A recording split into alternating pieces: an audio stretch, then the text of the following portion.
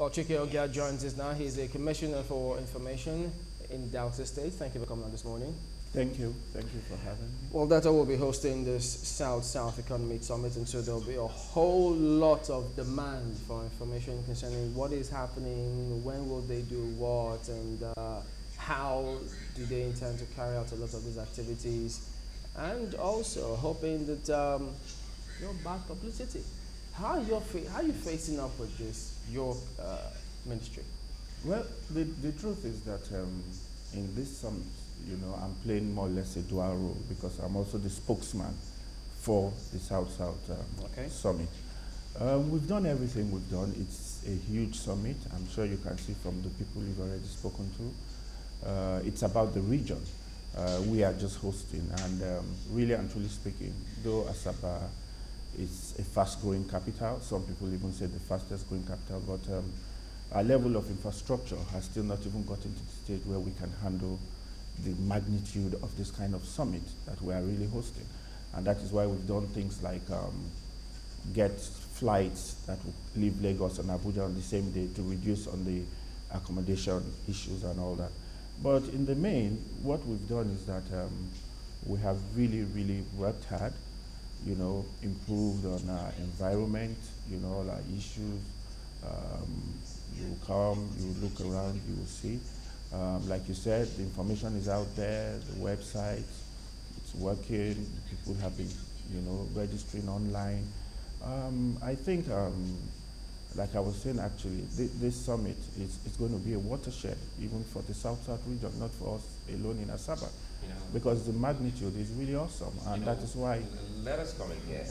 One of the themes that has to do with security, and being the host state and as well the spokesperson for the summit. Yes.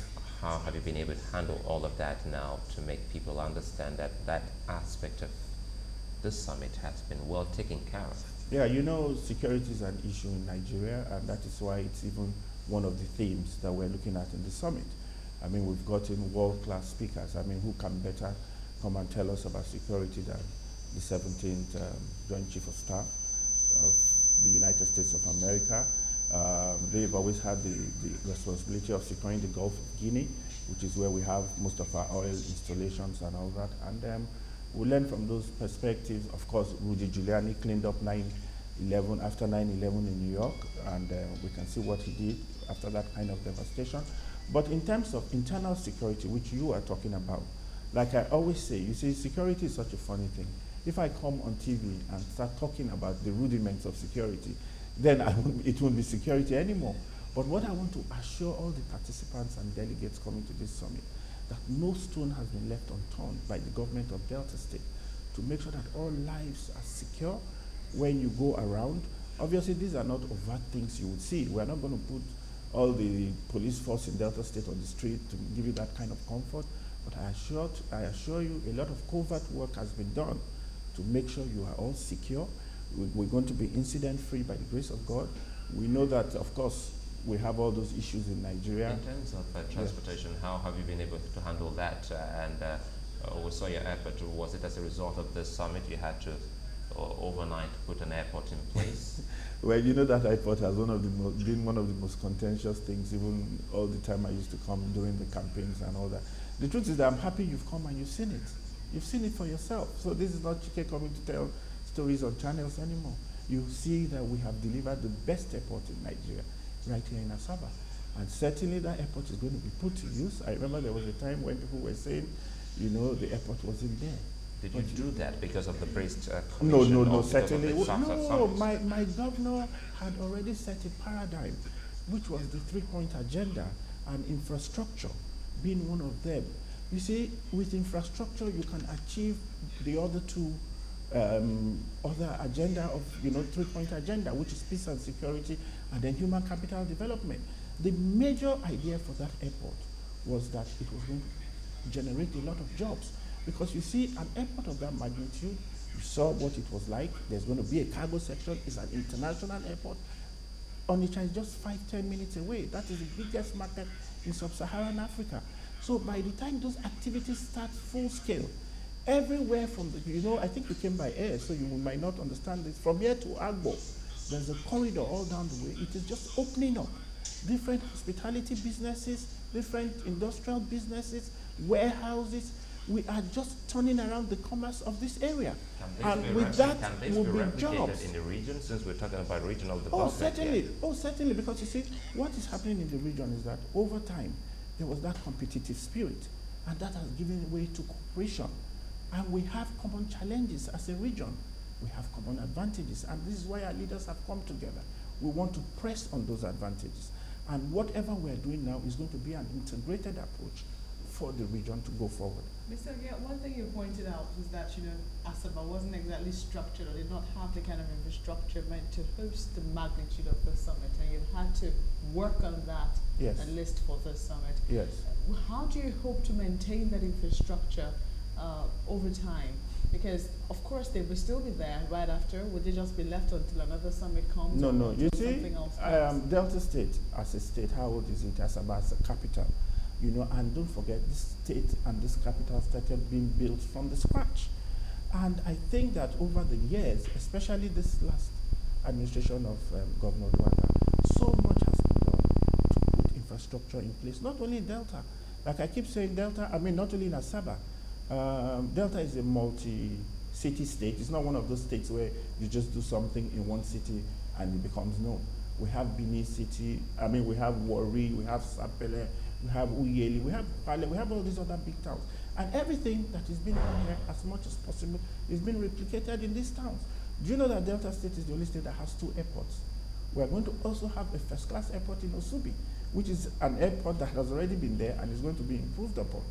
So basically, most of this infrastructure, they have come in place as a fact that this is a growing state capital, like I said, and of course, they'll be maintained. Look at the convention center, what we're going to call the Summit City. You were there yesterday. I don't think there's anywhere like that in Nigeria. In terms of, it will host the summit, and you will see it. In terms of policies, yes. Are you concerned? Because it's an interesting thing that the private sector is driving this one. Yes. What happens at the end of the day if maybe policies change or governments change? Are there structure in place? Well, I think that is part of the reason why this move is being made now, and the private sector is coming in forcefully into development. Because whether we like it or not, it has always been the poverty reduction principle of government anyway. If you look at the last one we had, which is the needs document, it talked about the private sector being the engine of growth. And we all know in Nigeria we have a weak private sector. So what better way of encouraging private-public partnership than what we're doing? Sorry, before you came into the public sector, you were in the private sector. That's right. And the thinking at that time was that private sector thinks differently from public sector. Yes. Now you're in the public sector. Yes. What's a key distinguishing feature? Well, as an obstacle or a challenge? The greatest one I can tell you with the public sector is with process. Because you see, you are dealing with public money. And once public funds is involved, you must be able to appreciate that difference. Is that bureaucracy? But yes, because you see, when you want to do things, I sit down as the CEO of my company, we can overnight, over the phone call, a phone call will make certain decisions and it's carried out the next day. If you do that in government, it's going to be a lot of problem. Especially, like I said, when funds have to be expended, because you have to show all these things. Otherwise, these same people that are yearning for development are the same people that will cry out to the anti-graft agencies and say, see what they have done, they have not followed public, somebody has taken this money out. So that slows things down. And that is why, as a way out of that, government has thought about this private-public partnership, where all government really does is to provide the enabling environment. You know, there is a major theme park we are doing in a place called Udu, which is going to be Africa's version of Disneyland. And it was just like a deserted forest, you know.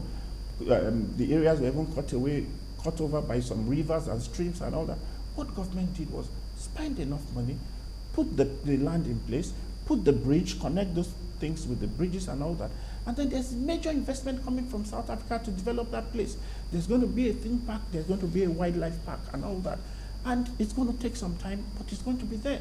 And I think that is the model every responsible state in Nigeria, not even the South-South region, is looking at. How are you getting funding? I mean, you've had to invest massively in infrastructure in the last, say, 1 year or thereabout to be able to host the summit. Yes. How are you getting funding? Well, you see, the infrastructure my governor has invested in Delta State have nothing to do with this summit.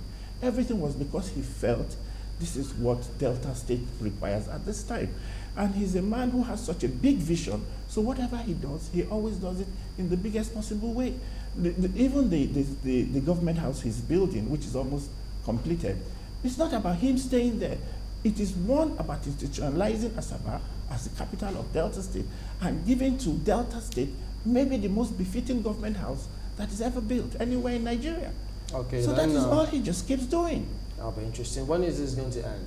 The summer 20? It's going to end really on Saturday. Saturday. Yeah, because that's going to be the wind-off time where there's going to be a youth summit. Today, the arrivals, people will come in.